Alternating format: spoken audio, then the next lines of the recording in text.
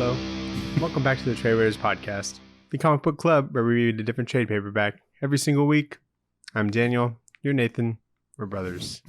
We read comics. We sure do, Daniel. You sound like NPR or whatever radio. You were like looking directly into the camera too. It made me feel weird. Hello, viewers. We're gonna listen to some smooth jazz. Talking about comics. Yeah. That's odd. Don't ever do that again. We got different time codes in our description. We got the book, which is Dead Boy Detectives. We got the Back Matter Matters, the poll list, and we start with our news.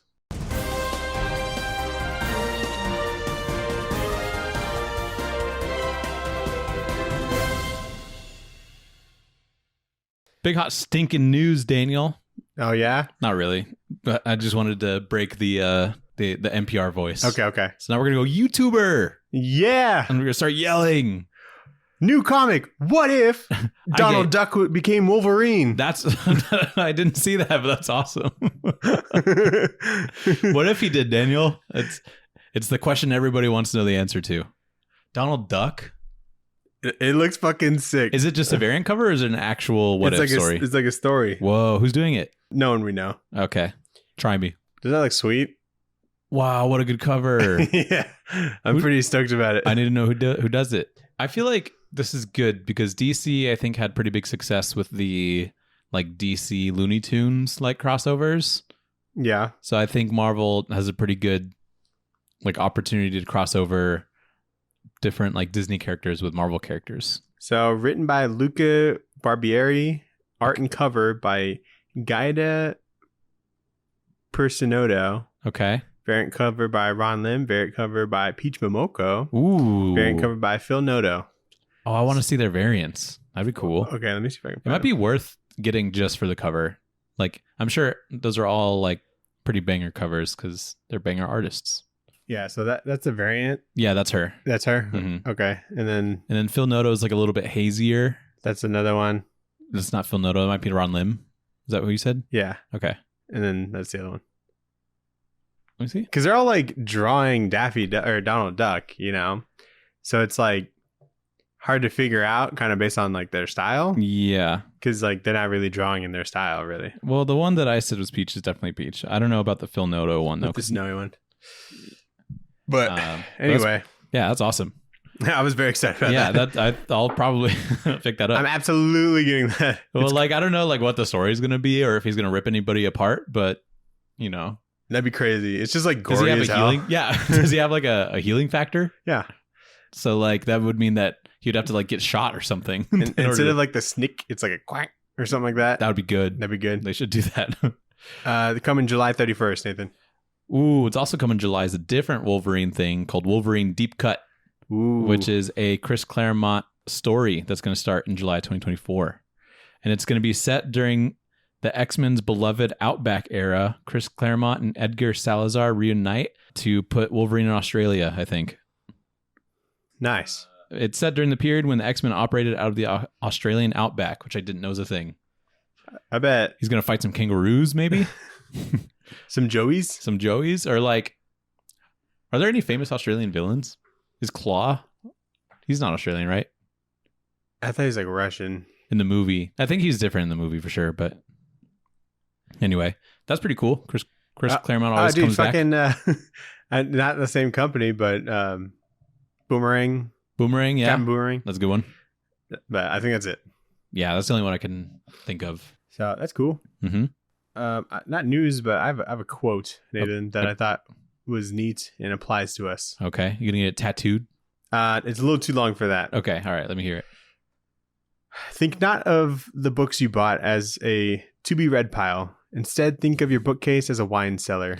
You collect books to be read at the right time, the right place, and the right mood. I love that attitude. Luke Van Donkersgoed. Is that the philosopher? Yeah. Okay. Clearly. Luke Van Donkers, dude. Yeah, dude. That's my boy. What a great way to validate our alcoholism for comics. Yeah. Because I'm about to buy like 6 books. Yeah, I bought 4 and I'm like, I can only read one of these right now. You know? Like 6, I can buy like 6 mangas, this week with the sale going on. And you have all these neglected comics. Yep. but they're just percolating or whatever it's called when shit ages and it tastes better. So yeah, exactly. Yeah.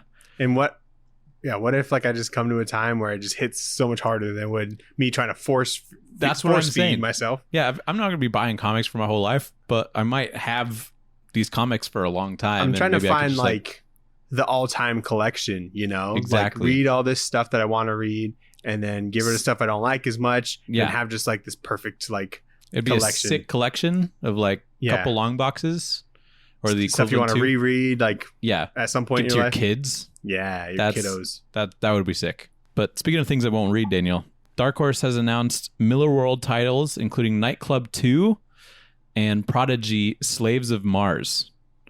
So Nightclub 2 is going to be a 6-issue series with art by Juanin Ramirez and Fabiana Mascu that will launch on August 21st. Oh, that Prodigy died. He probably did. In like 2 or 3 of Big Game. I think, you're right. He did. So they're going to have to figure that out. Because I was like, oh, what a cool guy. I need to read his thing. And then he died. I'm like, maybe he's not that important. Also, the Nightclub thing probably just ended. And I think they were also in Big Game. I think it ended before Big Game. Okay. Yeah, it was only like 5 issues. Yeah. So to have like a sequel already spun up, he must really like this idea. That was like the $1.99 book. Which is cool. Yeah. And I respect that. I also think it's interesting that Dark Horse is publishing it. Have they always been publishing the Miller World stuff? Or? It's like a new thing. Okay. So after Big Game, they like switched over because I don't think like Netflix is publishing or helping whatever. Yeah, they would have to go to somebody to like actually publish the books in print. But you know how like Netflix was like on the back of all of them because they own Miller World? Yeah, it was. I think that would still be the case. But was it Dark Horse that was publishing the shit before or? No, it was Image. Oh, it was? Yeah. Okay. Cool. There's some news that we had about that, and I think you told me about it. So it's very shocking that you don't remember. I don't remember the things that I say on the news. You don't have memory. I don't, dude. When it comes to like comic book news, I'm like, oh, that's new. And then you tell me every week. We've talked about this 100 times. I'm like, we talked about it. And I never remember. It's okay. That's okay. I'll be your breaking memory. News, Donald Duck and Wolverine. I'm just kidding. There's another sequel thing that just got announced, which I think is kind of funny. But it's called The Nice House by the Sea. With James Tynion and Alvaro Martinez Bueno, the original creative team for The Nice House on the Lake. But did that end? It ended, and now we have The Nice House by the Sea coming July 24th. He said, the people in this house do not like each other, and that's going to be the main difference in this one. It's just like Love Island, but the world's ending. Oh, what a great idea. Oh. Let's get the book we got this week, Nathan. Yeah, we read Dead Boy Detectives by Toby Litt, Mark Buckingham, Gary Erskine, Russ Braun, Victor Santos, and Andrew Pepoy. Mm-hmm. This is a Vertigo series from the pages of Sandman. This is like the second run, I think, of this. Yeah. There's since been like 3 or 4. Or in total, there's been about 3 or 4 as of recording. Something like that. Yeah, because there's the Porntek Pacheco one, which we were going to do, but apparently this one's like a better jumping on point. I think so. And then is there one after that? Is there a current one going? Not so far, no. Okay. And then I think Ed Brubaker had a run. Ooh, that sounds cool. At a point, and then whoever did the first run of it. I think that was Neil Gaiman, wasn't it? I don't think he actually did like a solo series with them. Oh, okay. Anyway, what did you think? Or what was your initial reaction before we get into it? My initial reaction was like, it was pretty cool. It was fun. And it's kind of more closer to my like idea of the Dead Boy Detectives, just from this one episode I saw on Doom Patrol season 3. And so that was mostly what I was looking for, is something that just felt like that, but with more. Mm-hmm. You know, I'm more curious to hear what you think, Nathan. I don't like it very much. You didn't like it? No, I did not. Yeah, I figured. I think this is different than what I thought it was going to be, because I didn't really have any preconceived notion other than they're dead boys that are detectives. And I'm like, that sounds pretty cool. Do you think they're going to investigate a Moida or something? Yeah. See, that's what you think it's going to be. And then like, that's too predictable. That's boring. Everyone, but I would like that. Does a Moida. You know, even if it's, but you know, not trying to have any preconceived notion what this was supposed to be. I was reading it, and I think the story is like way worse than I thought it was going to be. I think it moves like way too fast and all over the place. And I think that the artist is incredible. Mark Buckingham. Yeah, he is very good at this. Super dig the art. I think, yeah, 100% dig the art. I think that was the only thing that carried me through because I was so tired by the end of reading this. I was like, at least there's some pretty good pages in here. Okay. And he's known for like fables, I believe. Oh. And so if people want to read something with his art in it, I think they should just probably read that. A book I haven't read. Yeah.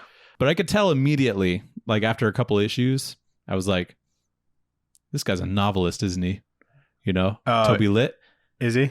And I looked him up, and yeah, this is the only comic he's ever done. And he's done like a couple novels, and I could tell immediately, which isn't a bad thing. Is it because there are 3 different caption boxes? There's 3 different caption boxes is fine, but there's a lot of him explaining like what's happening sometimes.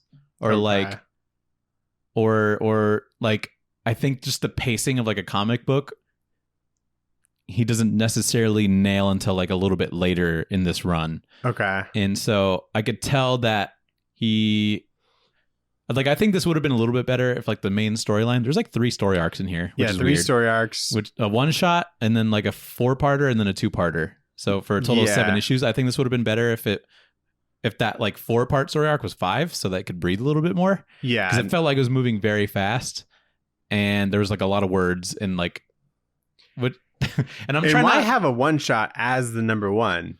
I don't know what that was because it doesn't really matter. I don't know. Yeah. It's just strange. The whole thing's weird. It's like paced very strange. And I could tell that it was a novelist, which like, I don't think that's like, I'm not trying to be like derogatory or whatever. I bet like, this guy writes books. I know, yeah. Like there's great novelists that write comics like Neil Gaiman or like Charles Soule, but I think he was a lawyer first, but he's done novels or like Ram V, right? Yeah. So like these guys are pretty fucking good at making comics. So my point is like, there's people that could do that well. I just don't think that this guy does. And I think there's a reason he's only got 1 comic. Maybe. Because like this is the first trade of this run. There's like another one after that. Yeah. So maybe the second one after all the establishment. Like then there'd be like more of a detective kind of thing. Yeah. It seems like it because the 2-parter at the end I think was pretty enjoyable. Yeah. But I think everything else is tough because there's a lot going on in a very short amount of time.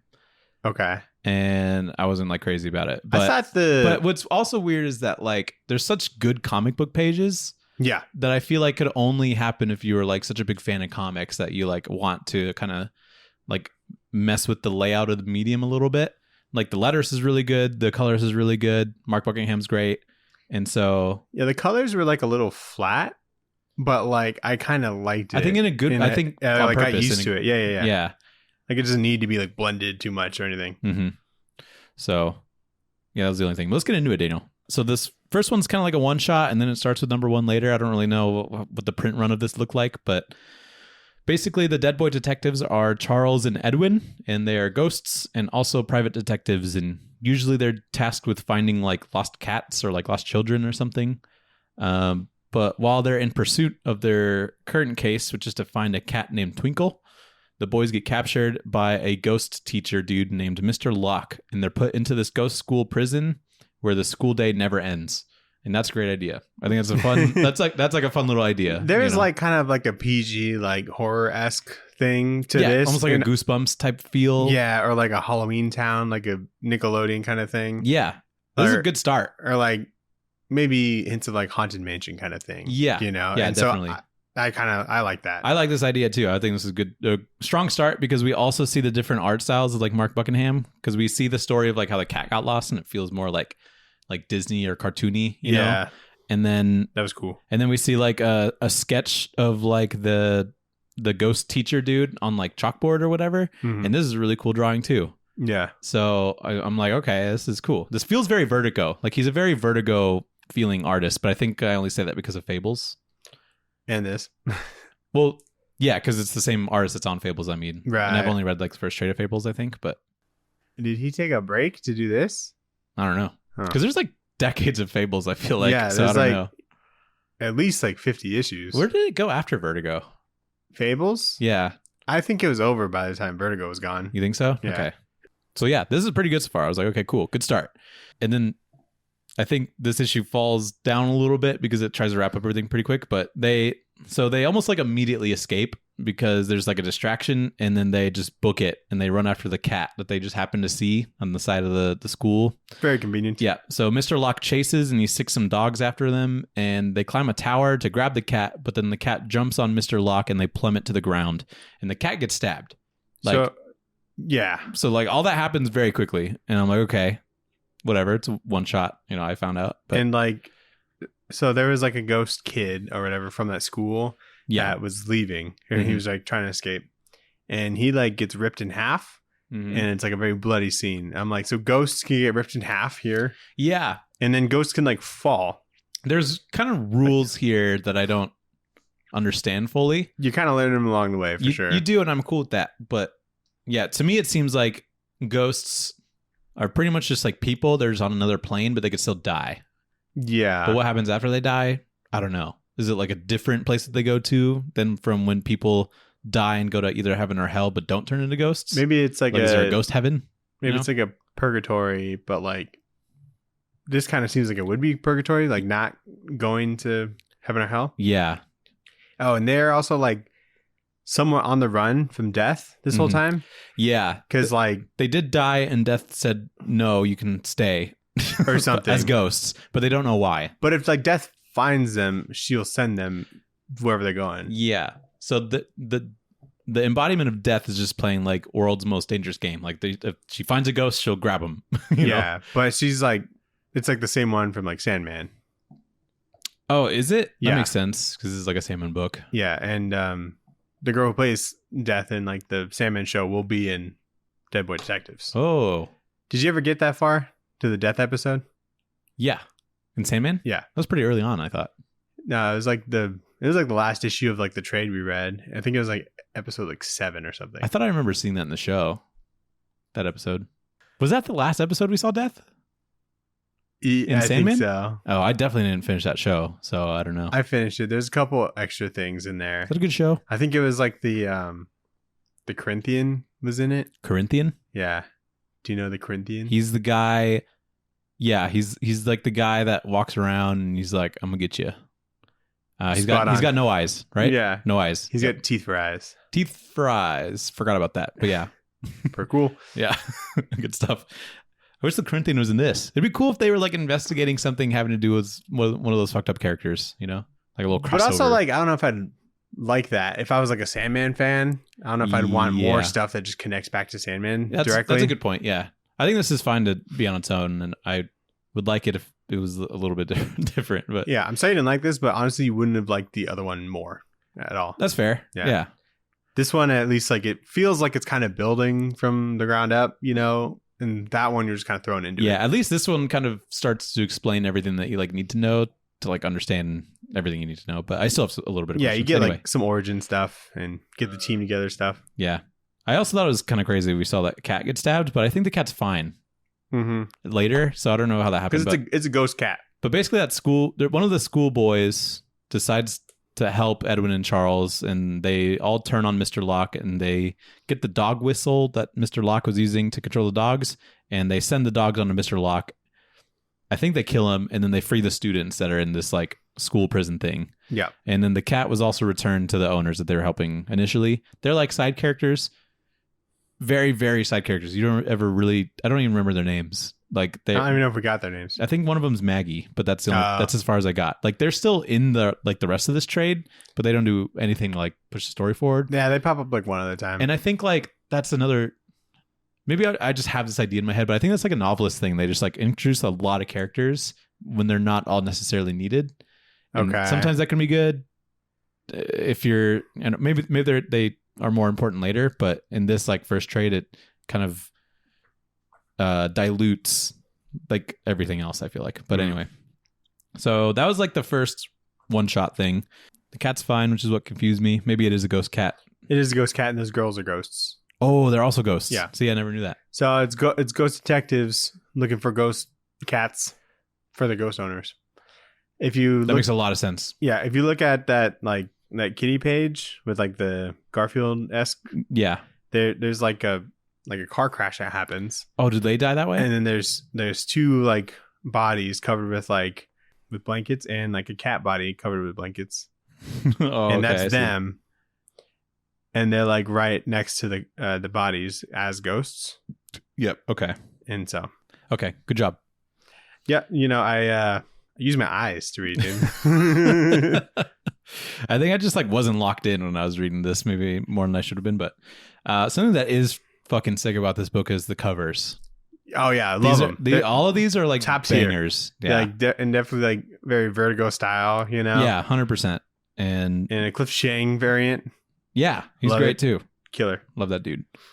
He could do like a Dead Boy Detective book and it'd be awesome. Yeah, I'd read that. Yeah. So now we're into like issue 1.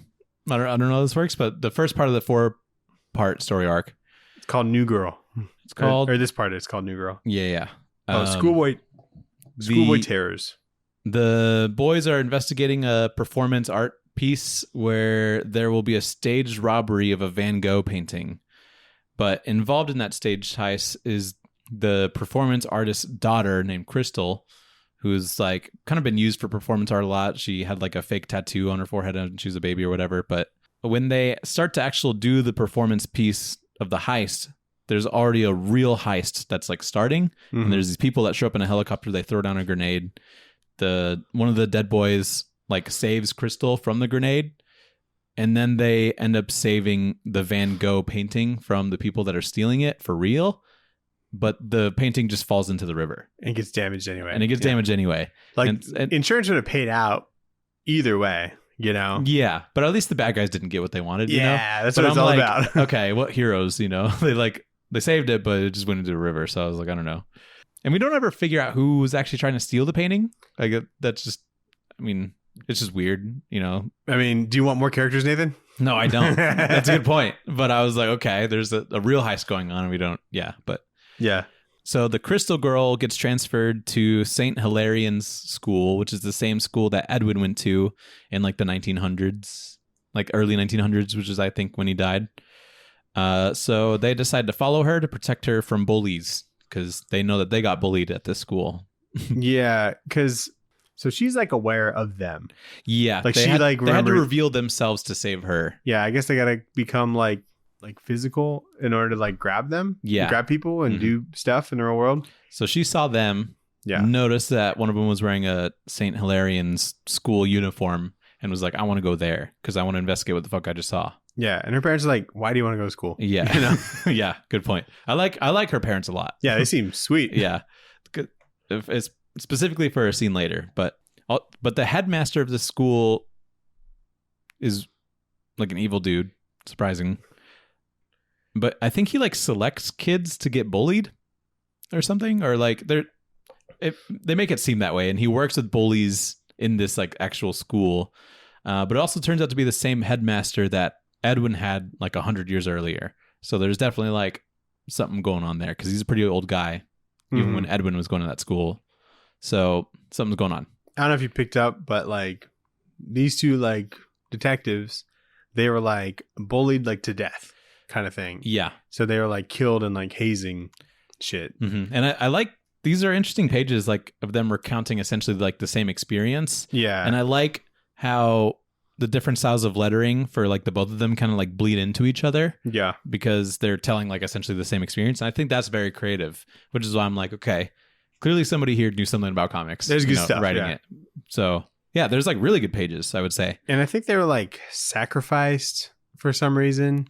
Yeah. They don't really dig into that, but and I just think that like the headmaster being in front of like a bunch of monitors and being like, okay, kids, you can go bully this one. Yeah. Hannah.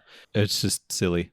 Yeah, But it's kind of like a security room / sacrifice selecting like room. Yeah.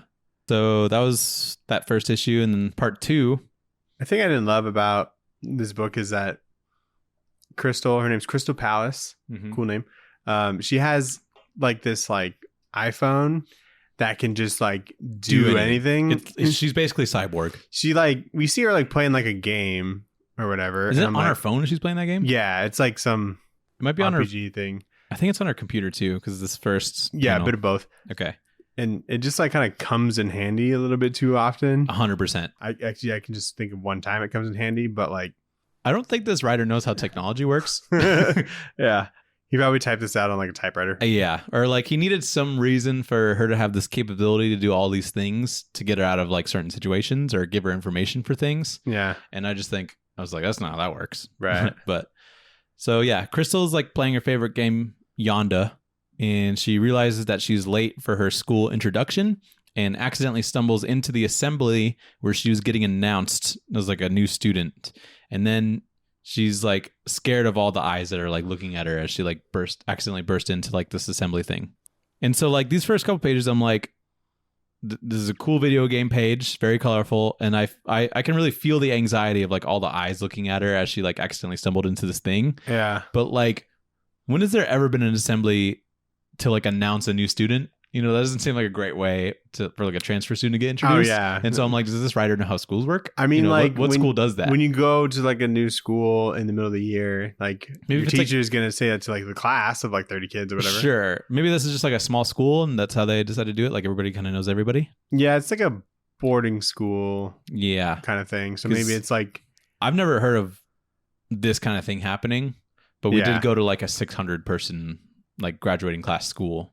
Yeah. So this is different, but like this is private school shit. But the comic part of this, like the artistry, is so good. Like I could feel this page with all the eyes, like the floating eyeballs looking at her. Yeah, it's like something trippy was happening. No, like she was feeling anxiety from everybody like staring at her, and this is kind of like what it felt like, and it's kind of like a metaphor for it. Yeah, and I think it's really cool. Good eyes. So good, yeah, good eyes. A lot of nice circles here. Yeah, and so Hana Watanabe, who's the person targeted for the bullies by the headmaster. Hana tries to make friends with Crystal, but Crystal shuts her out because she remembers one time a long time ago when she forced a friend that she had to go on a roller coaster, and then a ghost killed Crystal's friend. Yeah, it just like sucked out her soul or whatever. And everybody just assumed it was like a heart defect or something that happened during the roller coaster. Yeah, she like saw the ghost or whatever. Yeah. And now she just thinks like every time she has a friend, they'll get murdered. Yeah, and I'm like, okay, bit of a leap. Yeah, but okay. I mean, like try again at least once. Yeah. You know? Yeah, you gotta, you have to test multiple times. Roll the dice, Yeah, like test your hypothesis a little bit. It happens again. Definitely not. Yeah, a third time. No more friends. Yeah, not a third time.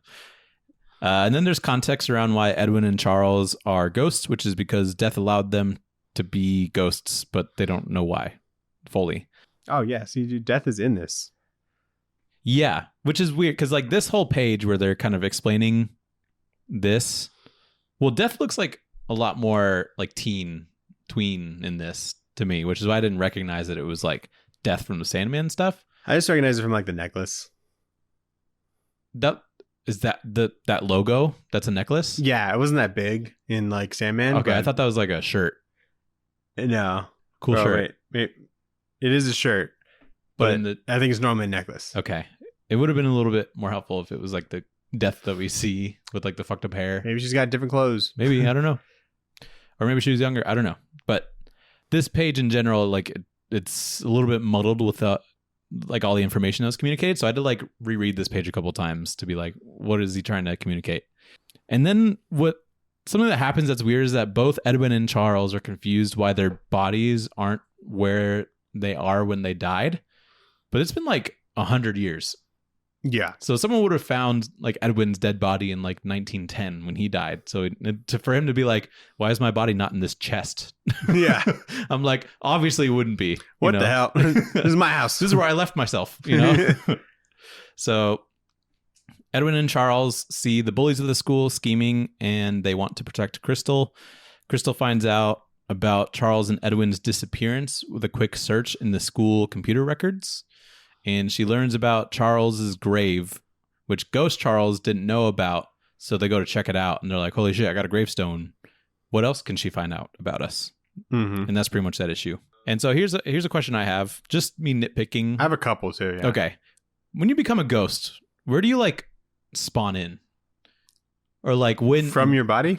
But like, when does that happen? Because they went to go back to their original like resting place and there wasn't a body there. And they're like, what happened to it? Maybe it's like if I died. It's not like after you're buried. I think it's like after you die kind of thing. I know, but like if they died and then immediately turned into ghost. Yeah. I would stay by my body a little bit, see what happens to it. Especially if it's in a school where it'll get noticed when it starts to stink up the place, you know?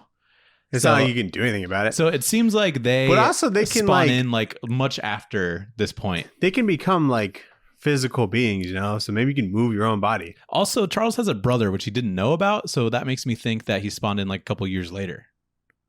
Because you'd think you would like stay around your family or whatever, see what they're up to. I guess not. Yeah. So, but so these dead boy detectives, these ghosts, they have like disguises.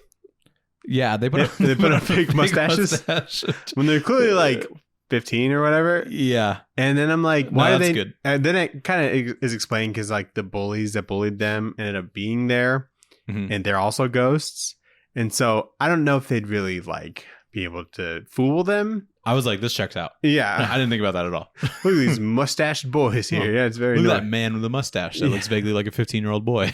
Yeah, look at that very short, very adult man over there. And then also, like, they have to, like, hide. They're, like, hiding as they're watching shit happen and, like, go down or whatever. And I'm just like, aren't they, like, invisible or something? I think to other ghosts, they're not.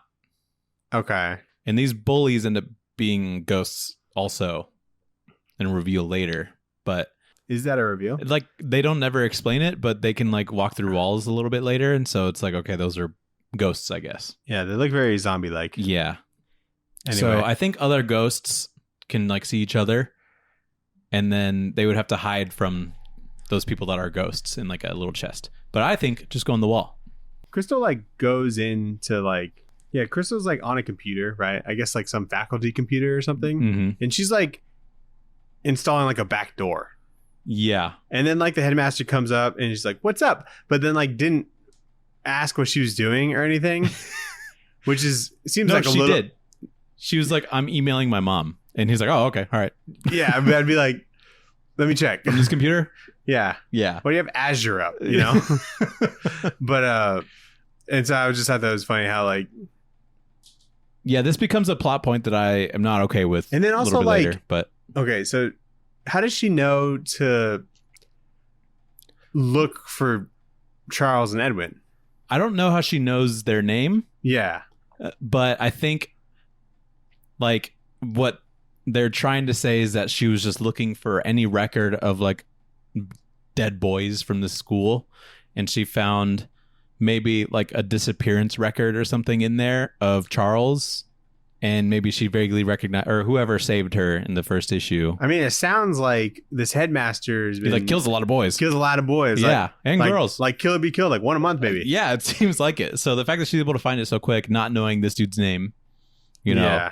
Yeah, because she had to do it in the span of like Hannah being able to just like distract someone, which like at most to me feels like 20 minutes. Yeah. So okay. Yeah, that is definitely something that you have to stretch the imagination a little bit.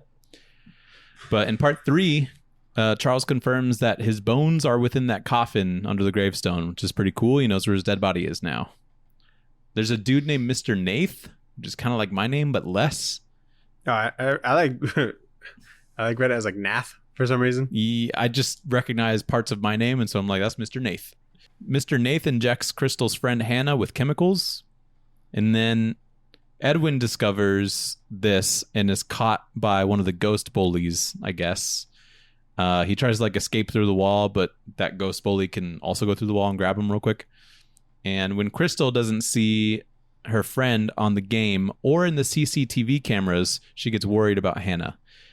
And there's a part where Crystal's like, I can do anything I want now that I'm in the system that she was in before. So she can cut the power to the school. She can hijack the CCTV system and release bats, she says. And I don't know what that means.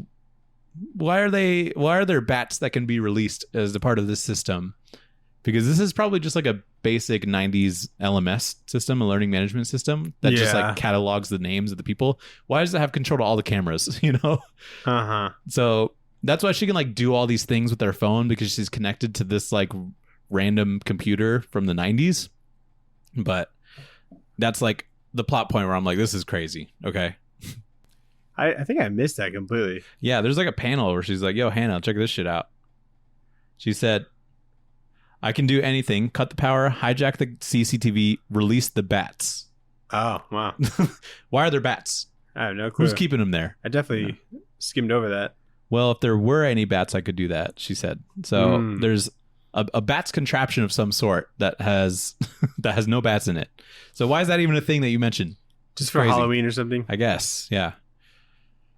But Mr. Nath's plan is to trade Hannah's soul to a demon.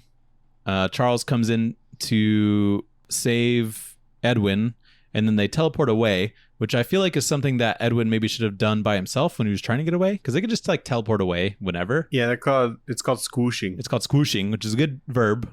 Yeah. But do that all the time, right? Right. If you're trying to hide, just teleport away. Or if you're trying to get away, teleport away. Well, I think Charles gets car sick from it. I would take that over getting captured by ghost bullies.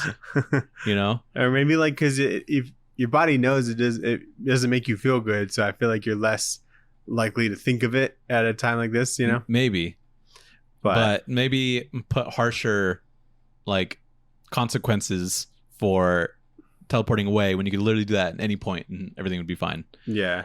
But they decide they need to reveal themselves to Crystal in order to help her because shit's hitting the fan. And in this sequence, there's some incredible splash pages and double page spreads of Crystal being buddy. Oh my God, where's my friend? She's not in the video game one time. Is that her friend in the video game? No, this is her in the video game. Right, but is her friend... friend, she played with Hannah at the beginning of this issue or the last issue, and they were playing Yonda or whatever it's called together. Are you sure? Positive. Then why... So she just happened to meet her friend that she was playing this online game with before she went to that school? No, she went to the school, and then Hannah introduced herself to Crystal, somehow knowing that she played Yonda. I don't know how. I think she had a button or something. And when Hannah introduced herself to Crystal, she was like, I also play Yonda. Here's a button that I have. That's a relic of the game. But she was playing with someone in the game. Is that Hannah? That was not Hannah at that point. But okay. After she meets Hannah, there's a small little page where there's two characters on the screen other than one, which is Hannah playing the game with her. Okay. All right. I got confused. And so what I think is weird is that Crystal... There's no communication on why Crystal decides. Hannah's gone for a day from the video game. And so when she doesn't show up on the video game, she decides to check all of the CCTV cameras to try and find Hannah. And she's like, I can't find her. That's psychotic behavior. She's trying to squat up. I know. She's like, I can't, drop in on Fortnite alone. Yeah. Where's my boys? And so imagine you just don't hear anything from them. And it's let me check the cameras inside. She's trying to play house. dubs, dude. Yeah, I don't know. That's crazy. When you want to play dubs, you got to play dubs. It's just weird. Which is why I think this would benefit from just an extra issue to be because that's all explained in 2 issues. Or sorry, 2 pages. Yeah. Of my friend Hannah's not here. I got to check all the CCTV cameras and then I got to go look around. It's crazy. And then there's this great double page spread of the demon trying to get into Hannah, and then Hannah's body going into limbo or purgatory or whatever. Mm-hmm. And that's great. It's a great page, but they don't really do much with that later because there's no room to do it. What do you mean? With Hannah walking around purgatory. I thought they do that. They do a little bit, but it's nothing interesting to me. Or maybe purgatory is just not that interesting. It's not.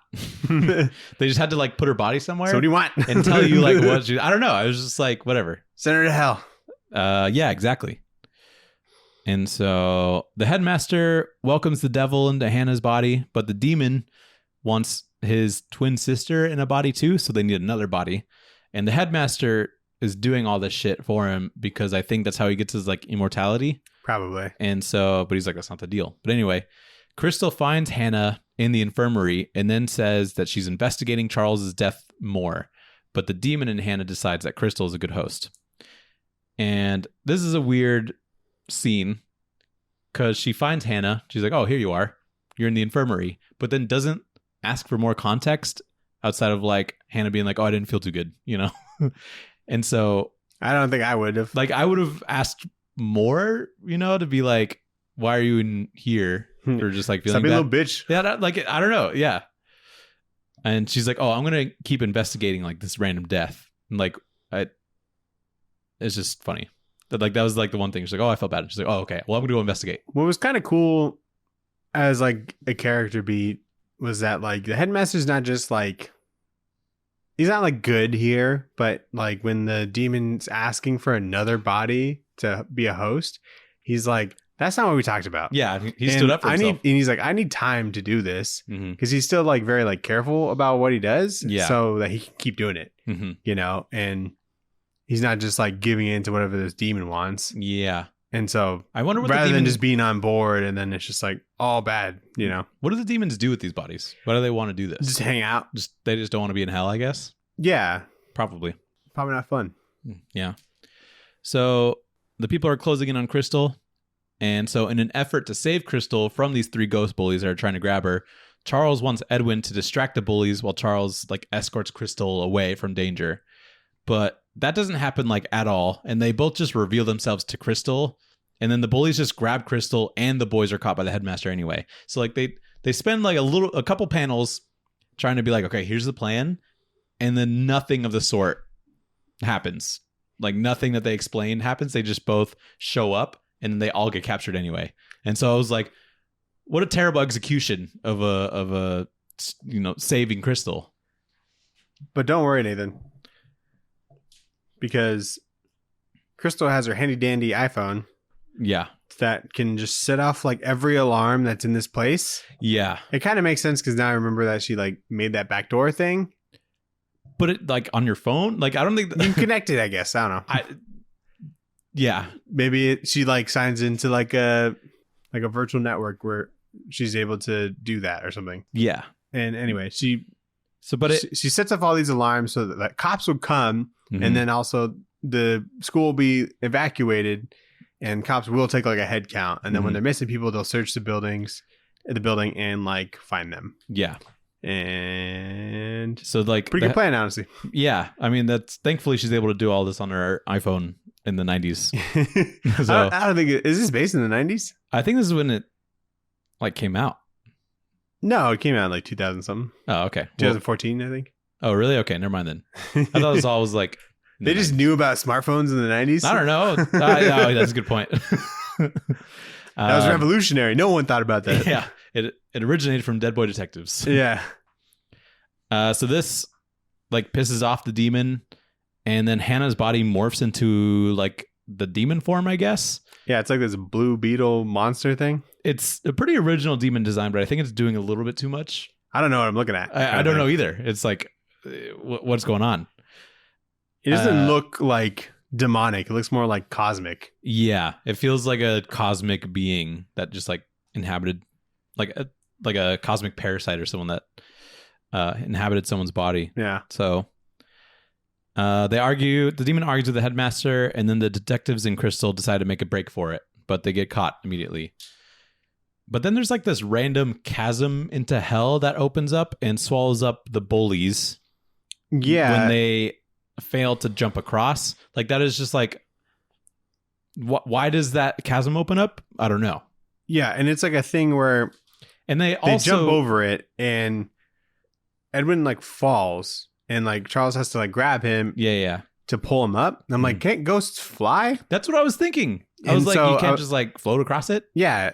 Maybe it has like a suction to it, or whatever. It could have a suck. And then it gets to this point where like the bullies like throw each other in. Yeah, this one bully just falls in, gets sucked down. The second one, and then they're like, "That was your fault." You're like, "No, it's your fault." And then they just push him in, and then the other one grabs him out on his way down. Yeah, they like all just fucked each other over because they needed to get rid of these bullies real quick. You know? I guess. And so that's where I was like, "Come on!" Like they need the way that they get rid of these bullies is not really like poetic or significant in any way. That it's just like he needs a way randomly for these bullies to get their comeuppance, right? And it's with a random hole to hell that opens up. It just makes no sense. But when Crystal, Edwin, and Charles, they go to like also the bullies like leave their weapons behind somehow. I guess they just dropped them. They drop them, but like they don't drop them into the hell chasm. I don't know how that happens. But Crystal, Edwin, and Charles face the demon. Charles and Edwin jump inside Crystal and control her like some like Pacific Rim Titan. Yeah. And then they immediately jump out of Crystal because they don't want to get hurt. Yeah, they got punched like once. And they're like, "Oh, we can't do this." And so the demon. Wait, does the demon like pull him out? I think the demon like punches her and then they jump out.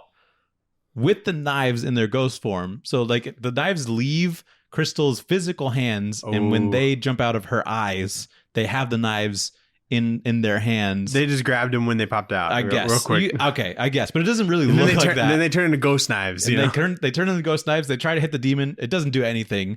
And basically, Crystal runs off. She goes into like the headmaster room. She randomly is able to construct Molotov cocktails. Yeah, there's matches, booze, and in rags, I guess. And so she just sets the school on fire, and that solves everything. It like kills Mr. Nath, I guess also the headmaster, except Hannah's like demon possessed body is like left. She like left us. She was able to get out. And now Hannah, who's now a demon, is just somewhere out in the world. Yeah. Like, because they're just like watching the fire. And they're like, wow, that was crazy. And then Crystal, Edwin, and Hannah just decide, or Crystal, Edwin, and Charles decide to stick together. And like, what a shit ending that happened in like 4 pages. Yeah. The fire looks great. Like all the art that happens in there is cool. But they literally, she finds Molotovs, burns the school down, and ends the whole fucking story arc in 4 pages.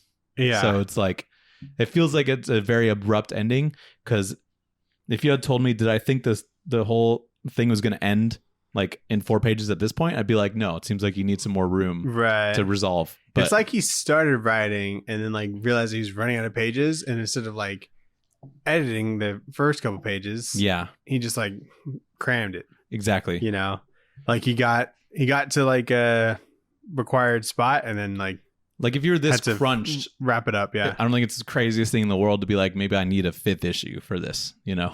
And then like when Hannah's like outside of the burning school, and the Dead Boy detectives and Crystal are outside, like, now they're all safe. Hannah like points out that she started the fire. Yeah. Just to like kind of get like other kids to turn against them in a way. And like someone says like, I'm so gonna troll her. I'm like, what? You're gonna go on her Instagram or something? Yeah, like, I didn't understand that line. It's like, I don't know. Also, why would you do that? You think kids are like, oh, okay. And then there's like a chant like Crystal's burnt the school down, and I'm just like, what was like the demon's motivation to just like get people to not like her for a minute? I don't know. It was just like so like unnecessary. Turn against her. Also, but if you're that person that's saying I'm going to troll her, would you say that if someone burned down your school? I don't want to be associated with that person at all. I don't even want them to know that I exist. Yeah, no. If they can burn down a school, they could kill me. Yeah. So I'm not going to troll you. I'm not going to actively... Who knows what they'll do with the next school? Yeah. I'm not going to actively like comment on your Instagram post and say you look fat or whatever, you know? Because then I'm going to die. Yeah. So it's insane. So that's the end of the main story arc, I guess. Pretty good. Nonsense, I'm dude. just kidding. And so then we go into like the final story arc, which is 2 issues. And straight up, I like these 2 issues way better than like the last 5 combined. But I think my energy to try and explain this story was so low that I'm just going to say things that I liked about these issues. Sure. Which is pretty much solely the work of the artist Mark Buckingham and colorist Lee Luridge. Also, they say finishes, but I think that's inks by Russ Braun. Yeah, that's got to be it, I think. So, because he does like story and layouts.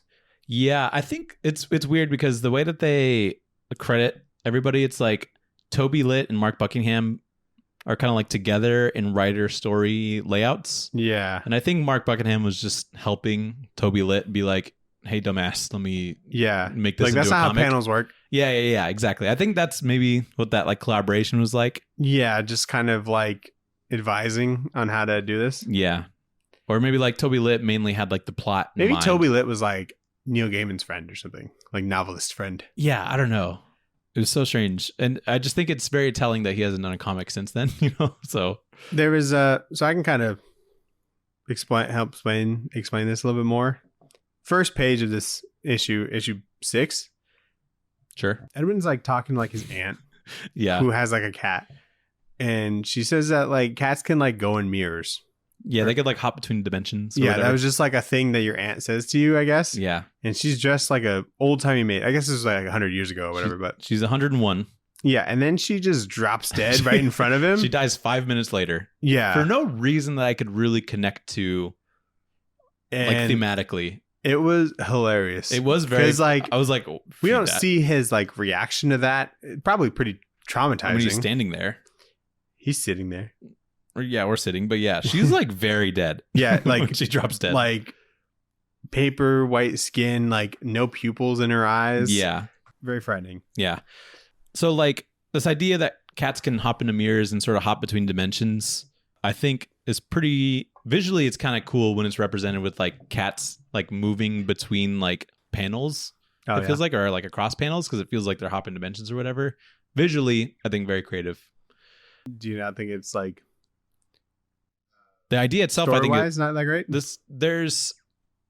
No, I think it's fine. I think it's like cats will like sometimes just leave and maybe they just like hop a different dimension. I think it's pretty creative. It kind of makes sense. Yeah, it does. I know like maybe they do. There's more stuff that they do with these cats. Like I think they're all philosophers, which I think is a funny idea. If it was, that's why they're also grouchy. Which is why I think the idea is good.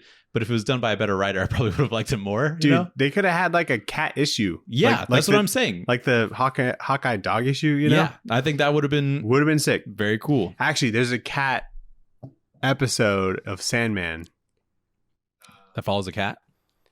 Follows a couple cats, and it's like it was like a bonus episode that came out. Oh, like, that's right. Yeah. Did you watch that? No. Heard about it. I think that show's worth finishing.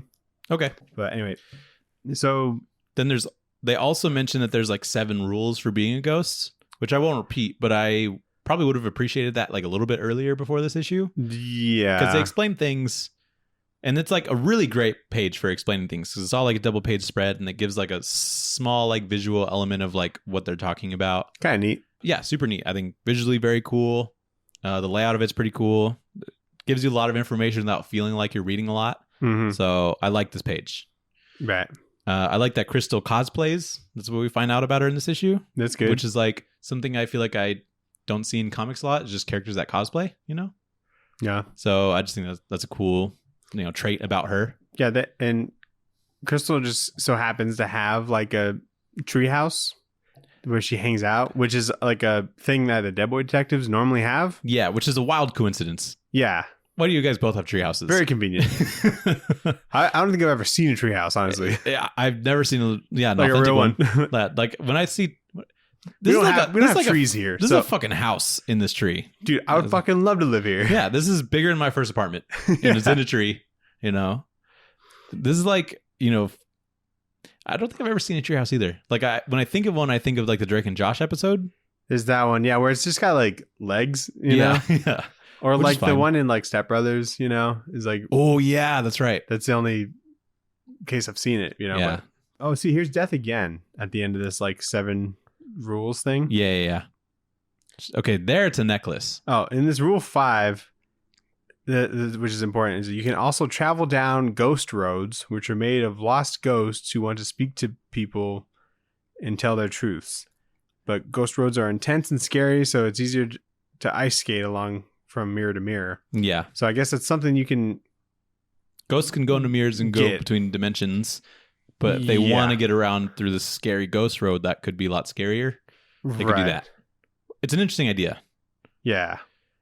Anyway. So there's like... Why are they in this? There's like a ghost house or something? Or there's like a cat house? Yeah, Edwin's like following like a cat or something, and they go into like a ghost house. And so he finds himself helping these people that are in a room where for whatever reason the gravity is like flipped, or it continues to just like turn. And at the time that he finds them, gravity's like upside down. And so he walks into this room, gravity turns upside down. And when he teleports away, he's like still flipped by the gravity, which... I think it's like Skyward. Idea. Yeah, it's kind of like Skyward. And like Charles needs to like save him from like floating into space or whatever. But there's also a woman stuck between mirrors, which probably couldn't be written today just based off of, women being stuck in things. It's a bit weird to like write about, okay. Like I'm stuck, step bro type thing. I'm like, I can't imagine this would be an idea that would have been fleshed out I today. thought this was really cool. I think it's a great idea because of like the context that was given is she was like trying to jump between mirrors, but the mirror got shattered halfway when she was like halfway through the mirror. Yeah. And then she got stuck. And so now she's stuck there. And I was like, that's a creative idea. And so she's like a ghost, I think. She's got to be, I think. And then also, yeah, because she's been there for like a minute. And then there's also the other ghost is like some little girl. But she was hit by the spear. Yeah, she was hit by a spear that's like, and so her dress is like stained with blood. Yeah. Just forever. Good. That's like, good character design because you're like, oh, that's kind of dark. So, yeah, very fun ideas in this. But that was pretty much that issue.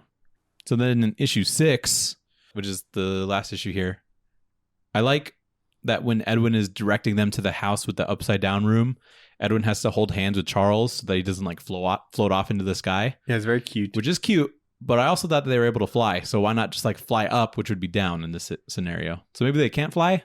I don't know. Right. But I thought we saw them fly earlier, so I don't know. Why can the cat still travel between the dimensions, specifically the shattered mirror, when the other person gets stuck?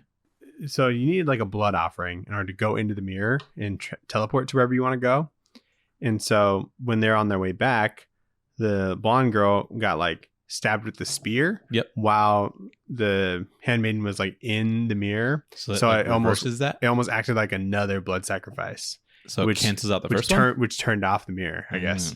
So the cat can just still go through because cats can always do that, I guess. Because they kill people. Yeah, they don't have to do a blood sacrifice. Okay, that's fine.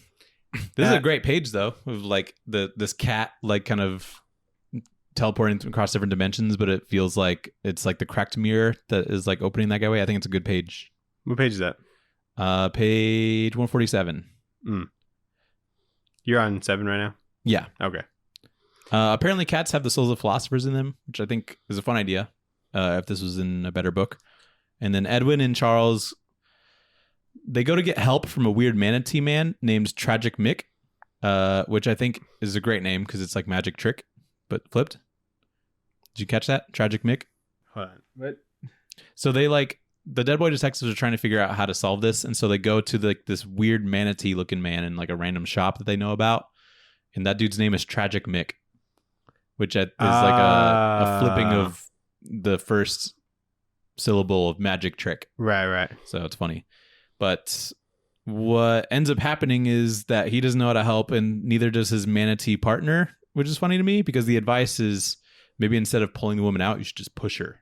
Yeah. And I'm like, or they're like, look at what's on the back of the mirror. Yeah. Like, see what's there. Like, you don't think that they would think of that? That's like asking like your stoner friend what they should do. You know? Yeah. How about just push her? Maybe just like go on the other side. Yeah. And, like push her. It's like, you'd think that that'd be like in the first like 1 minute of being stuck in this mirror of like, I would try like everything I could think of. Yeah. Before like, trying to outsource. Why are they manatees? I don't know. But I think it's funny. And so it seems like they got scammed because I think they had to pay with something to get that information. And it was like a cool knife that they liked. So, and then there's scenes where they like travel through the ghost roads to like save everybody, which is visually very cool, but there was no real consequences for having to do that option, which they were desperately trying to avoid before. Yeah. So like the gravity thing. So you're saying that did the gravity switch back or something? I don't know. No, because like they broke the mirror and then they went into like the ghost roads area. But before that, so they had to like Edwin's like, Charles, don't come in here or else like the gravity get all fucked up, right? Mm-hmm. And Crystal is in the room and she's like on the roof from the perspective. Mm-hmm. And so it's like I thought he wasn't supposed to go in there, but he just goes anyway. Yeah, I don't know. Yeah, I guess need help with the mirror or whatever. And so when they get this lady out, in order to get into the mirror, they like hang on to like a cat, and the cat like went in there, so they were able to follow it, which I thought was neat. I thought that was cool. Yeah. And then they just do the pushing thing, and then the cat's like, "Don't do that, dude. It's gonna break. Yeah, it's gonna fuck up everything." Because I guess the cat's like made this little like mirror universe, or like not mirror universe, but universe that's in the mirror. Sure. It's just like a bunch of tunnels and stuff. It looks underground almost. Yeah, it's kind of strange. But in doing that, it breaks the mirror, and then that whole universe turns into like a black void. But they're like floating in this void, and then like Crystal's also in there. Yeah, but she can't breathe. Yeah, and then they like manage to get out going through the ghost roads, right? Which is that rule number 5 that you mentioned earlier. But also like there was like an elephant that popped up out of somewhere. Where did the elephant come from, Daniel? And that like smashed the ghost road, so they had to like made it a little harder. It was like a hopscotch kind of thing. It was like, but everything was still perfectly. It was fine. Like when the Flash runs on like a bunch of debris Or like whenever Spider-Man has to like swing across a bunch of debris, like they had to do the same thing essentially. I felt like the stakes were still kind of high because this was like 3 pages of like just them, and I'm like, I don't know how they get out of this. The stakes are like Crystal might die because she can't breathe. There's that. Yeah. And I don't know. It felt like they weren't moving really. Yeah. It's like physically from the void to the mirror where they needed to be. Mm-hmm. And so I was like, because this would have been kind of a cool cliffhanger. Yeah. I think this is a cool scene. If they're just like, no, it'd be like, to be continued or whatever. Yeah. Yeah, I agree. I think that would be good. But it ends up just being everything's okay. Everybody's fine. And then, all right, that's the end of that. And then for some reason, this cat was cut in half by like a flying piece of glass. Oh, I forgot about that. And it was like a gray cat, but it was split up into like a white and a black cat. Not important, but kind of interesting. I was like, oh, okay, yeah. Were they 2 cats before and they like Dragon Ball Z so. morphed into one? Or is that just what happens if the white cat gets split? Ooh. No more cat, probably. See? Like, interesting Maybe idea. that's how the 9 lives work and why there's so many cats. You're just like those Russian doll things. Like, yeah. if you die, you just become like, a little bit smaller. You're like Hydra, Ooh, yeah. Cut off a head to go in its place. Exactly. But yeah, then they leave the house and they're like, the ghosts leave. The like 2 girls that had been there. There's like an old cat lady who like lives in this house. Yeah. But she's like just completely unaware of what's happening in this room. Maybe she can't go upstairs. It can be hard for elder ladies to go upstairs, maybe. Yeah, maybe. And that's a comic. That's the whole thing. What a fucking mess. Daniel, let's go into Back Matter Matters real quick. Back Matter Matters. I say real quick because there's no back matter. There's a back page. What a spit in the face. Okay, so I'm just kidding. Here's my experience with this. I go on like Hoopla, right? Mm-hmm. It says 147 pages. I'm like, great. It says issues 1 to 6, right? I click on it. I'm like, mine was 159 pages, but right. Okay, and that's what it actually is when you're in it for some reason. Oh, but this. Yeah, and so okay. And then when I thought in my head, I thought it was only 5 issues because I forgot there was 6. And so when I'm at like page like 120 or something, I'm like, there's a lot of back matter in this. Yeah. Nope. There's 2 more issues. Yeah, I know. That's what I thought too. And so I'm like, oh shit. And then I'm like, all right, hopefully this pays off. And then it doesn't. Like as far as like back matter, because that's almost like that makes me nice feel ending. Better. You know, at least like we got to see how this is made, which is like half the fun. Yeah, it is. It's fun to see the collaboration between writer and artist, but maybe they didn't want to see that. Or they were like, maybe we shouldn't start the second volume with a random 2-issue thing and we'll just like tack it on the end here. But they didn't want to make it too many pages because they didn't think it was going to sell well. So I don't know. I don't know. I don't know either. It seems like in different eras, back matter is less or more important. And this is just like one of those eras where like you just got the story. Because like if you get in a trade, it's almost like you want like an incentive to get that. Yeah. If you're like a super true fan, you got all the individual issues and get the trade. Guess what? You get some extra stuff, and I agree. Yeah. That's normally part of the reason why you get a trade. Not really, but like it gives you a reason outside of like, it's like a little bit cheaper and it gives you a little bit extra of an experience that you wouldn't normally get. It's like getting the DVD of a movie rather than just seeing it in theaters. Sometimes a trade is just like the cost of individual issues is added together. That's true. But like the reason you get like the reason you want to get like a compendium rather than like the individual trades is that it's like one product. And then, but like normally they have a lot of shit in the back that you can like look at. Cause if you're spending like $100 on a compendium, you want to, you like the series and you like the extra information, the behind the scenes. So you want like everything. Yeah.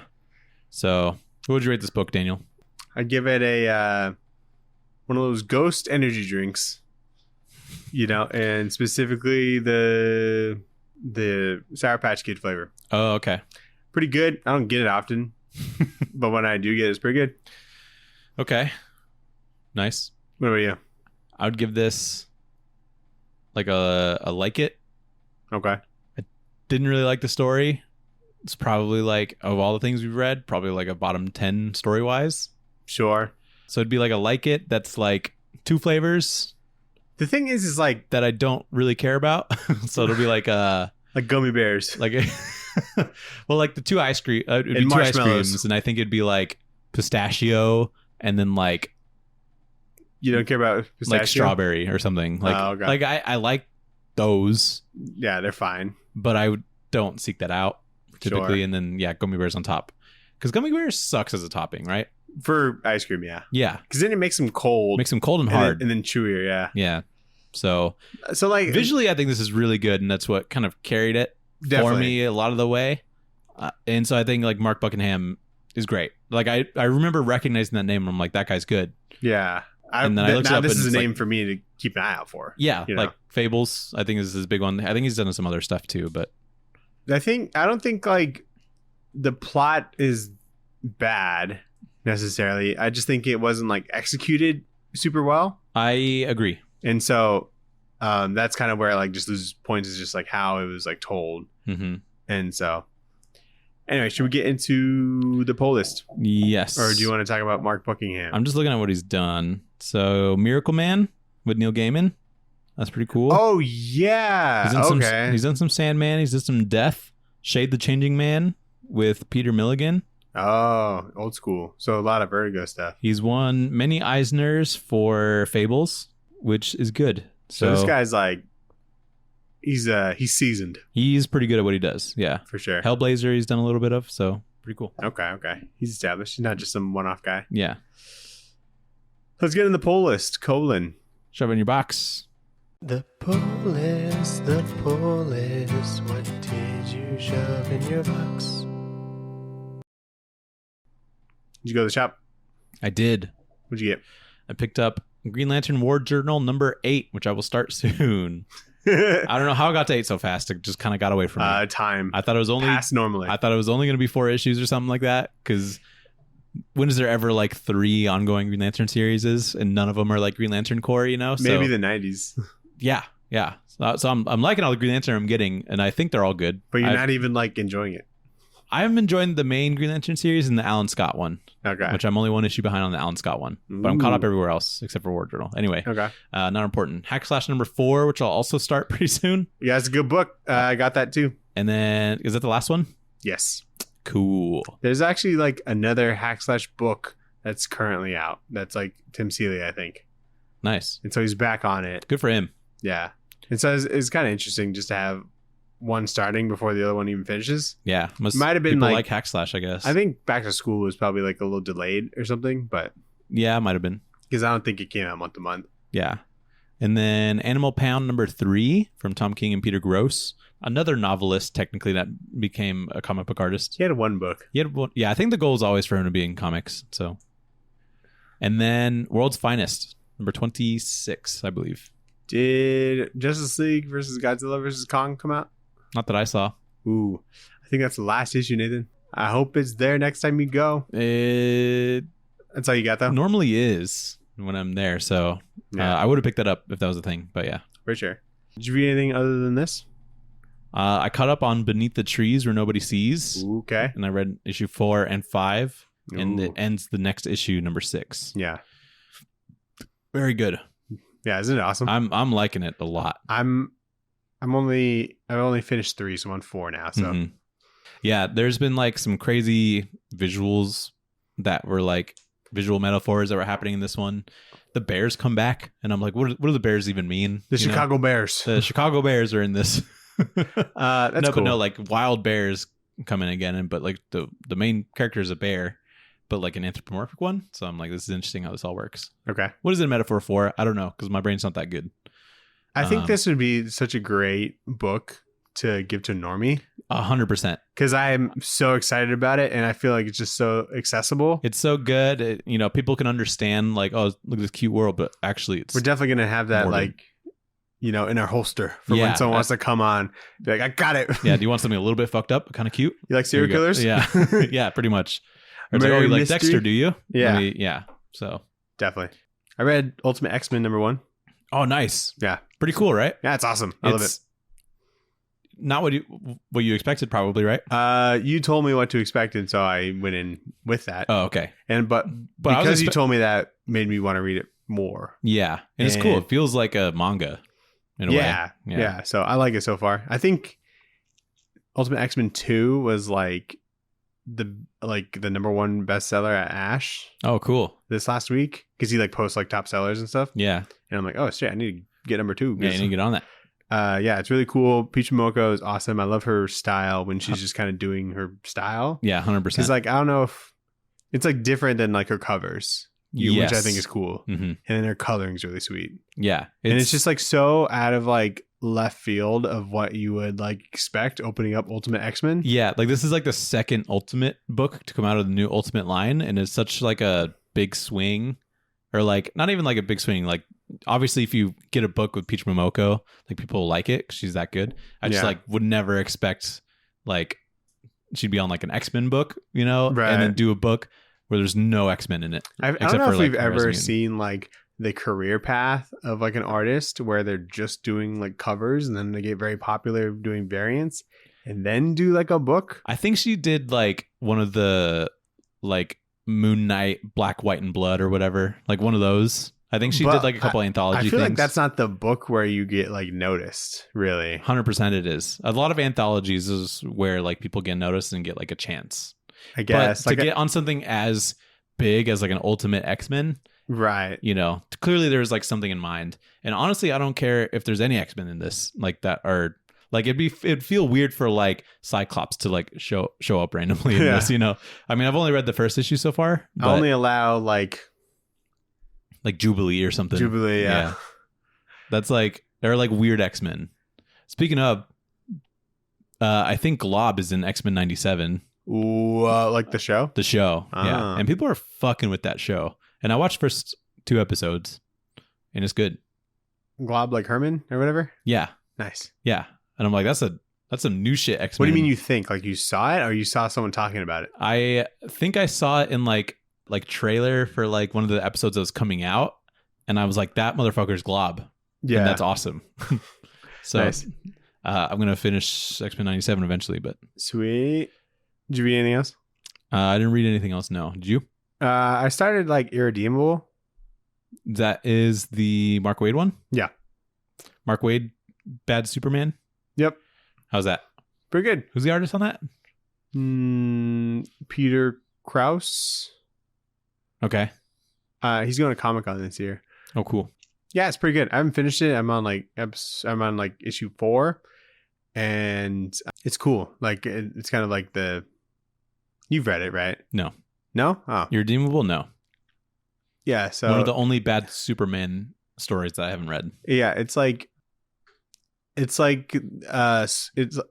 what's his name? I can't remember his name. So Clark Kent. Utopian.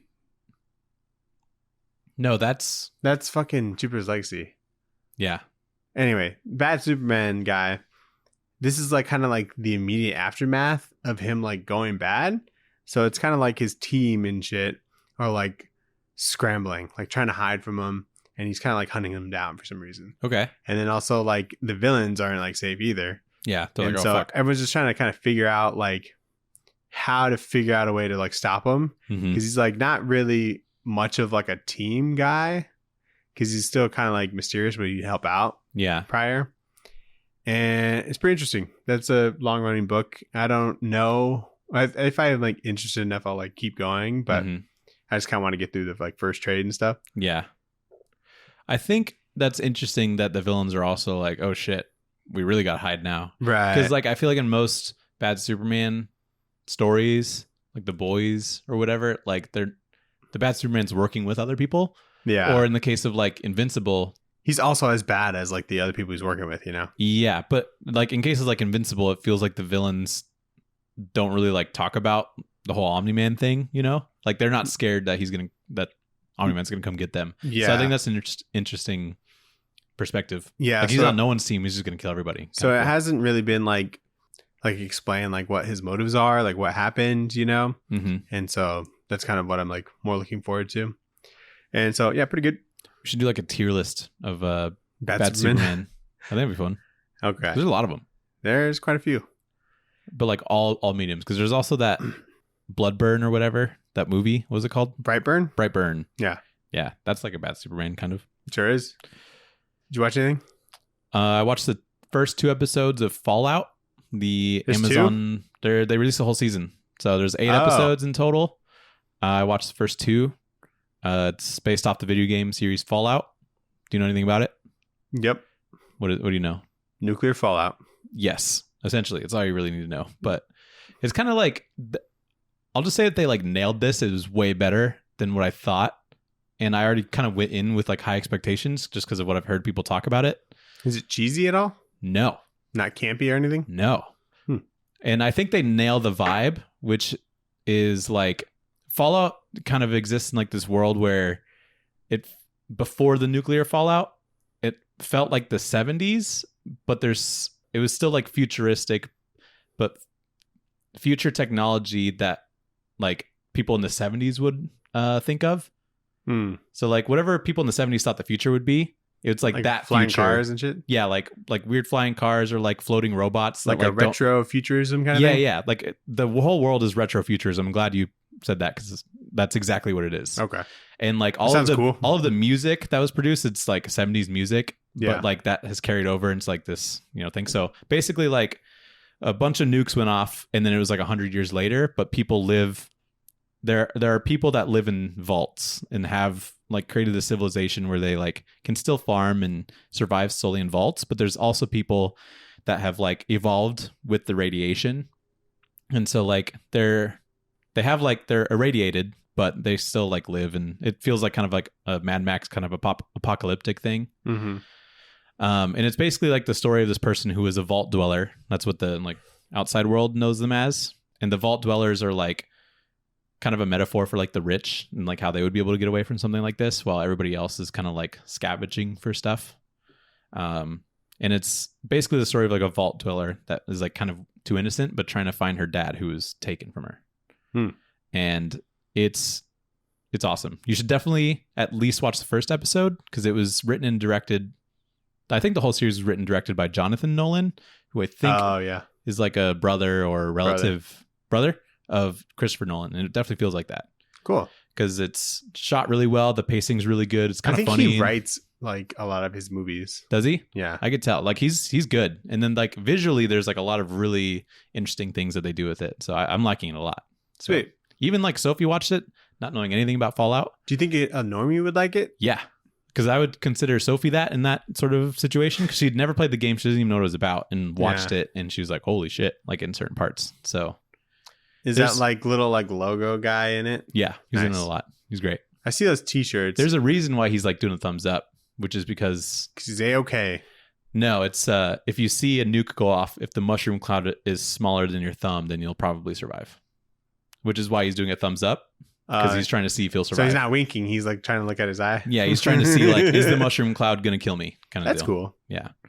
So they incorporate, a lot of stuff from the games, but you don't like need to know it. It's just kind of fun to point out.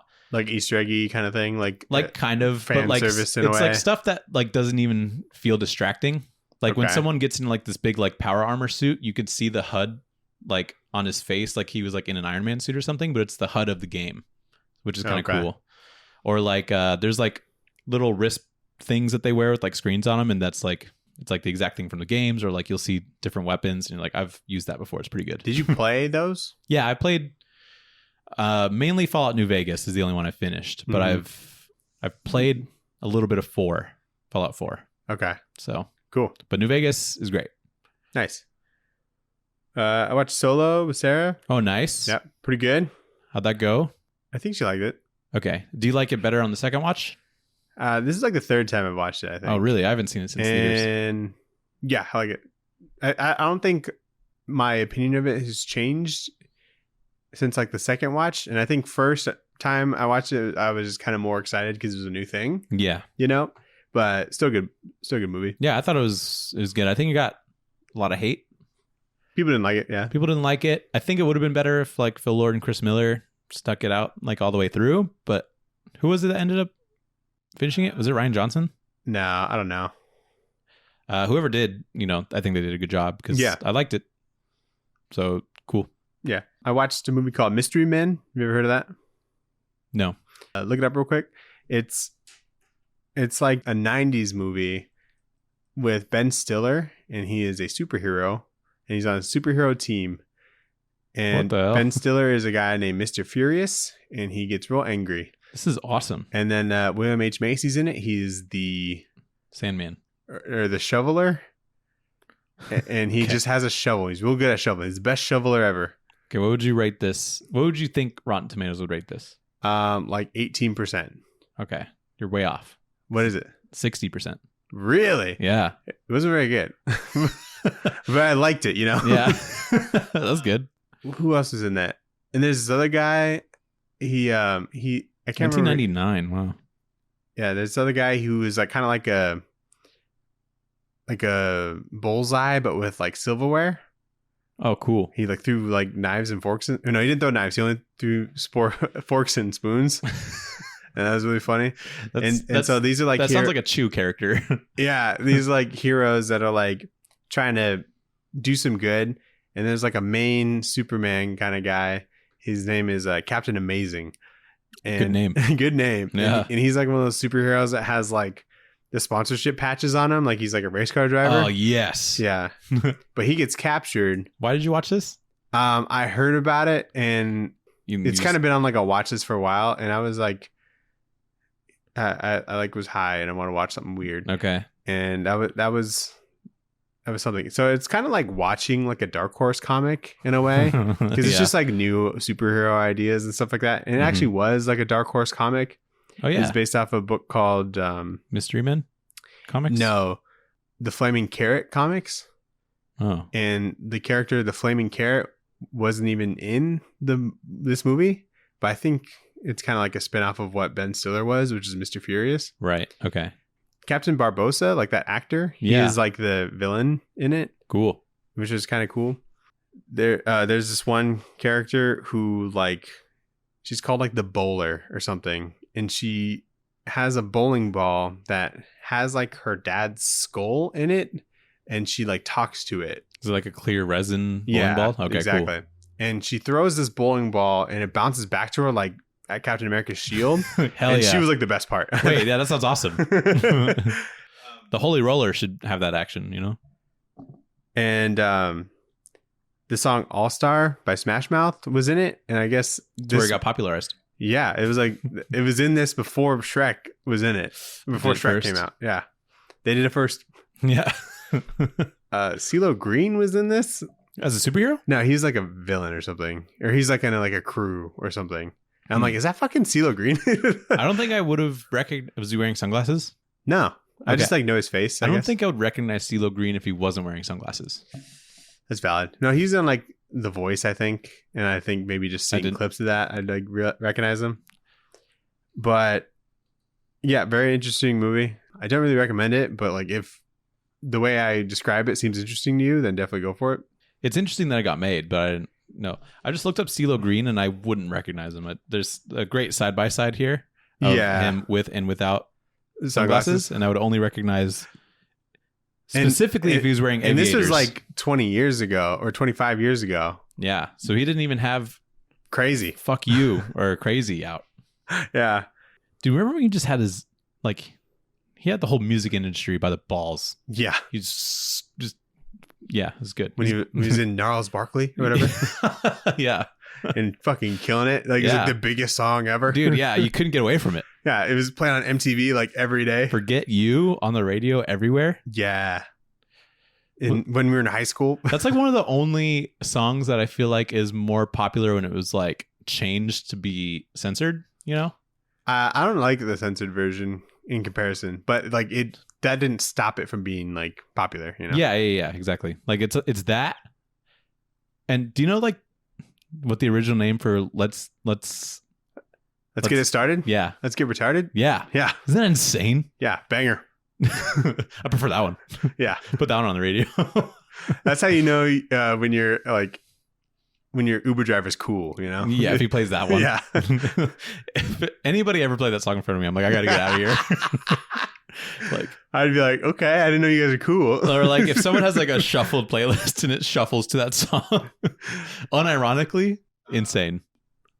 Back when I used to like have like a aux to my car, it would like automatically play like the first song on like my songs. And it was always like All Wrong by like The Story So Far.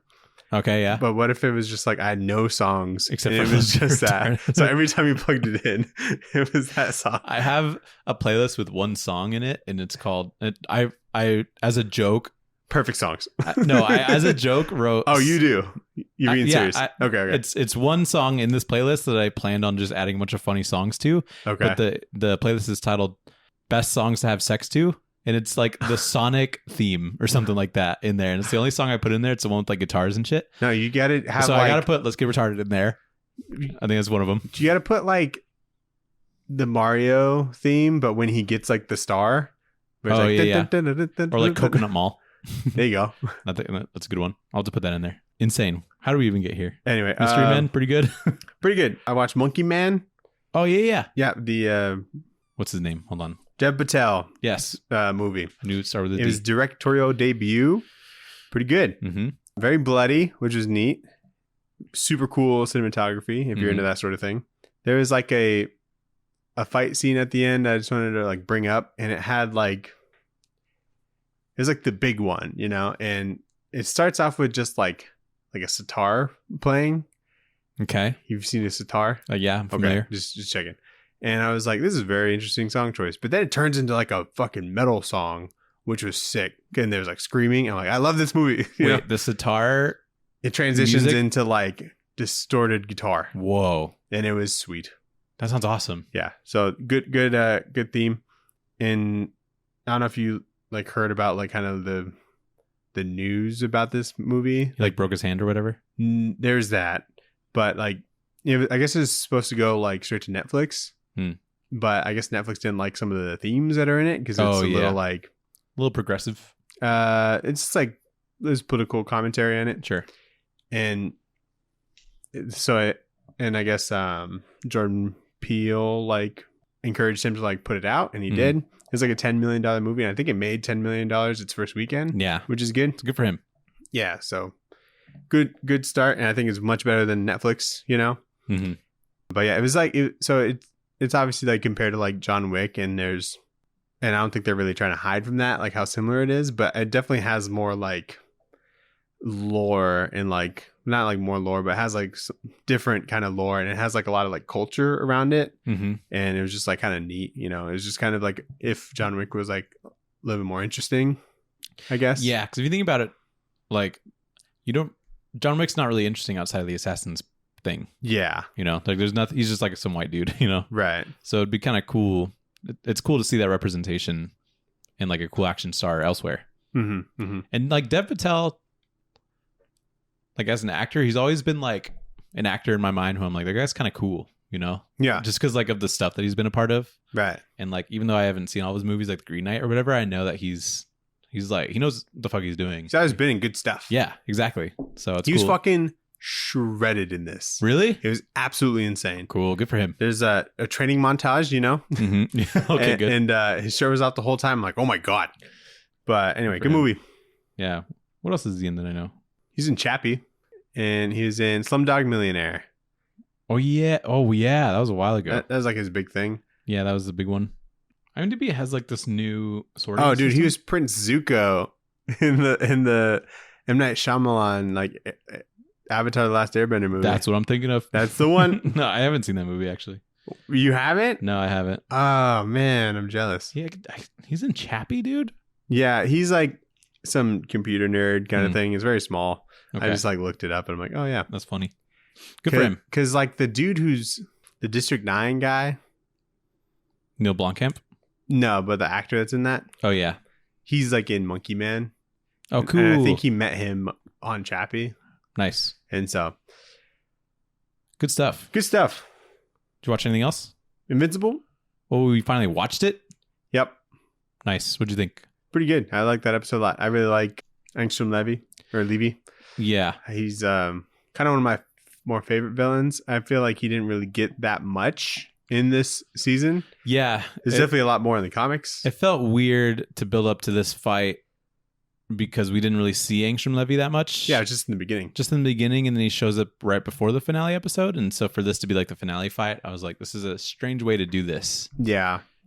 Because, but... so I was just kind of enjoying the fight. And then, spoilers, but like when Invincible like loses control and like kills him because he thought he was stronger. Yeah. As he's like beating the shit out of him, Sarah's like, how are you going to get back? I'm like, oh yeah, you're not in the normal universe. Yeah, I was thinking that same. I was like, he has to keep him alive because he's not going to be able to get back. Right. And then he kills him, and I'm like, well, that's not good. How are you going to figure this out?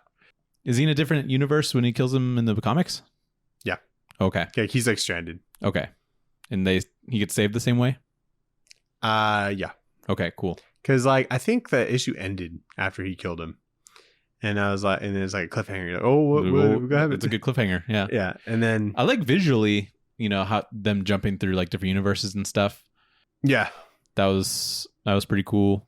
Was that supposed to be like a Walking Dead reference when there's like a bunch of zombies or whatever? Or kind or of just like a zombie universe? I mean, just like it was just a zombie one, and yeah, like The Walking Dead doesn't say like brains, where they like brains, yeah, or whatever. Well, do they in the comic?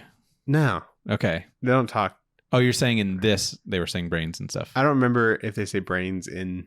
I think it would have been funny if there was like a Rick Grimes looking zombie. Yeah. But and then we see Agent Spider, voiced by the Spectacular Spider-Man voice actor, which is pretty cool. Yeah, I thought that sounded familiar. Yeah. Not that I watched that show, but I didn't watch that show I've either. seen clips. I was a Drake Bell guy from Ultimate Spider-Man. Oh, okay. I like that show a lot. That's probably still my favorite version of Iron Fist I've ever seen. Wow. Is that one that was on Netflix? It's not a Netflix original, but it's probably on Netflix for a little bit, yeah.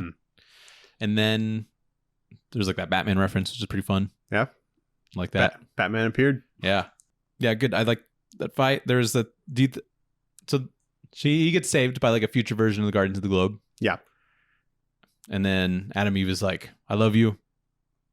And you should go tell me that, but young me. Yeah. Do you think that he should have? Told her like on that rooftop? Yeah. He made it seem like he was about to tell her like something devastating. No, like his experience. Like, hey, future you went and told me that she loved me. Yeah. So does that mean you like me, dude? Do you like me? I would have said that, I think.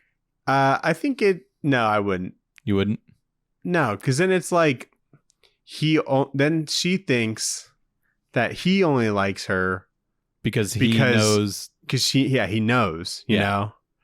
Like, it's much easier to hit on someone when you know that they like you already, you know? Okay, so you're saying... Like, he should, like, do it, like, work with that information and then tell her later. Maybe never tell her. Never tell her. Never be truthful with your partner. That's what you're saying. You're not lying. I like that. You're just not telling the truth. That's good. I like that. Okay. If you don't tell her anything, you never lie. I agree. Because, like, it was, like, more like advice. Not like, hey, go tell past me how you feel that I love you right now. Yeah. Because at this point, I think there is, like, a little bit more interactions between Mark and Adam Eve. Yeah. And so that you kind of could see, like, this relationship kind of building up. Mm-hmm. And Amber was not really in the picture that long. Yeah. Like, I don't remember her in the comic at all. I don't. So they definitely dragged her out a little bit more, maybe because they had Zazie Beetz. Which I think it works. Yeah. You got to. Yeah, no, it's cool. And they made it work. I also like her character too, but yeah, it makes sense why they don't work. Yeah, definitely. Mm-hmm. And so this kind of made it seem like it was a little out of left field. Mm-hmm. But I think that maybe makes it like a better viewing experience because like this is kind of just like an angle you didn't know. Mm-hmm. And it just kind of makes sense that they'd work a little bit better because they're, fighting the same earth-shattering villain or whatever. Yeah, exactly. And so pretty cool. I like the Alan the Alien stuff in this. Yeah, he's the best. He's always so funny. He's like, they're going to kill you, bro. It just makes me laugh every time. Yeah. But he's great. I'm excited to see the stuff that happens there. Also, at the end, Omni-Man was like, I miss my wife. And I was like, fuck you. You called her a pet. Debbie deserves more from that than that. Yeah. After, like, all the bad shit that, like, Omni-Man did, I, like, told Sarah, I'm like, can you believe that he has, like, a redemption arc? And she's like, what? You can't tell her that. Yeah, I know. I did already. Yeah. Well. Were you surprised by Duplicate? Like her dying? Like her being alive? Oh, yeah. I was surprised by that, actually. Okay. So, like, what they're trying to say is that original Kate has been alive this whole time and the Kate that we knew has been a duplicate this whole time. Yeah. And even the Okay. one you saw here was a duplicate. Like the original Kate has like a 0. Yeah. So that one's always like in hiding. Okay. So there's So this always isn't a like clone in hiding. Yeah. Okay. No. The original is always in hiding.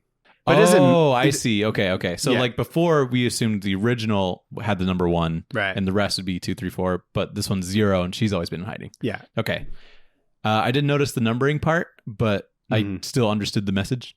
Like I Right. used the wrong math equation, but I got the same answer. Because like when she died, I was like, oh no, she's fine. That was a big deal for me. I was like, I liked her. Yeah, I know. And I had to hold on to that for like 3 episodes because Yeah. I'm like, I can tell Sarah like everything I know. You can't. But I'm like, no, I gotta let her experience this, I don't want to be that guy. You shouldn't.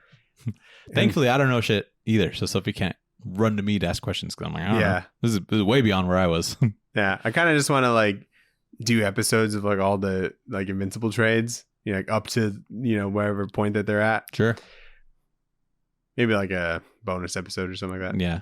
Or like if we ever do like a Patreon kind of thing. That'd be fun. Just do a couple double eps. No big Mhm. deal. But anyway, Nathan, what are we going to read next week? What are we going to read next week? Do we have anything lined up for next week? No, but But, we got a suggestion, Nathan. ooh, we do. Okay. Yes, from YouTube, one of our watchers or Sure. viewers. Okay. Yeah. His name is Josiah. He Shout out. suggested Minor Threats by Patton Ooh. Oswalt. Okay. Nice. That's a good suggestion. Have you read it? I read the first issue. Me too. That has a trade out already? Yeah. That makes sense. I think the second, There's like a sequel. there's a sequel coming out. Slightly major threats. Would that be the sequel, you think? It's like Minor Threats, a couple more here now. Slightly more intense threats. Yeah. Okay. Intermediate threats. Okay. I'm cool with minor threats. You cool with that? Yeah. What were you going to say? I was going to say either an Inhumans thing, because we haven't really done that other than Black Bolt, Yeah. or Quantum and Woody. Ooh, yeah, we'll get to But that. yeah, we'll get to one of those, because Quantum and Woody's one of my favorites. and Maybe. I haven't thought about it. Maybe in May. Wow. We're okay. Oh, So that's like 2 weeks away. yeah, I mean, like the Minor Threats episode would come out on the 3rd. Oh, yeah. So Okay. Yeah, I'm down for that. Minor threats. sweet. Let's do it. Good suggestion. Thank you, sir. Yeah. Thanks for listening. Thanks for watching. Go, like, comment, subscribe, stuff like that. Mhm, Everything's in the link tree. 5 stars, always appreciated. Yeah, we'd like that. If you decide an accurate rating is 4 stars, don't do that. Just do 5 Wrong. for me. Yeah. And if that didn't convince you, then don't do it anyway. Tell us if you've read any Dead Boy Detectives other than what we've Yeah, read, it's got to be better than this. and in if my it's head. any good. Hopefully the show's good. I'll give it a 1 episode. Definitely. Yeah. Traverspod@gmail.com. Let us know. Send in other suggestions. Other suggestions. And we'd be on the show. Yeah. Okay, goodbye. Bye.